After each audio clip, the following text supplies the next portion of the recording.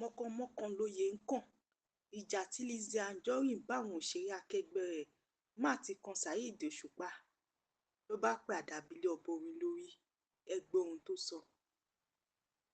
Ẹ̀yin tí mo ṣùpá, gbogbo ẹ̀yin tí mo ṣùpá kan náà, mo dúpẹ́ lọ́wọ́ yín o. Gbogbo ẹ̀yin tí mo ṣùpá pátápátá, ẹ̀yin tí mo ṣùpá tẹjọ́ lólùfẹ́ mi, mo dúpẹ́. Ẹ̀yin tí mo ṣùpá tẹ̀dẹ̀ ń rò wípé àfikọ́tà mi ṣẹ̀wọ̀n àbí kí business ọ̀tá mi bàjẹ́, mo dúpẹ́ lọ́wọ́ ẹ̀yin náà.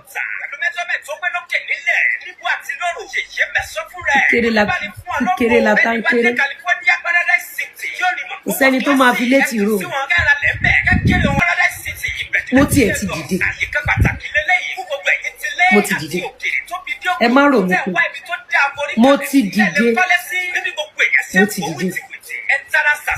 For those of you tẹ́ ẹ̀ mọ reason mo ṣe ń ṣe show back to back tó yàgò, ẹ má dá sí.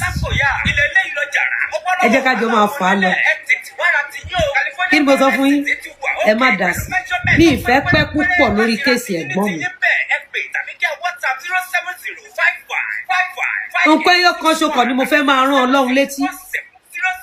Tó bá jẹ́ pé èmi Lizzy Anjorin mo fi ọjọ́ kan wá ọ̀ràn sí ẹ̀gbọ́n mi Òṣùpá lọ́rùn, ẹ̀gbọ́n mi Òṣùpá fún.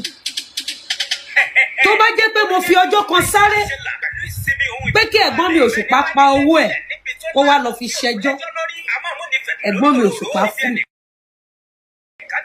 Tó bá jẹ́ pé mo fi ọjọ́ kan jí tí mo bá yé ẹ̀gbọ́n mi Òṣùpá jẹ́, àbí àwọn ọ̀rẹ́ ẹ̀ tó bá jẹ́ pé èmi mo kọ́kọ́ lọ bá yé wọn jẹ́, ẹ̀gbọ́n mi Òṣùpá fún.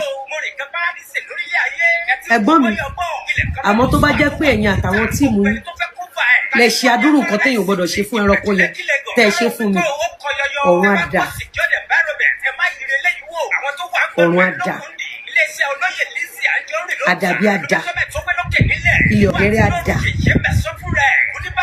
Ògún ní máìkì tẹ́ ń dìbò á dà. Ẹ gbọ́rọ̀ ẹ̀gbọ́n mi ti sẹ́. Kí lẹ rí sóhun tí Lizzy Anjorin sọ látàrí bó ṣe pé Àdàbí lé Saheed Òṣùpá lórí? Kí lẹ rí sọ sí?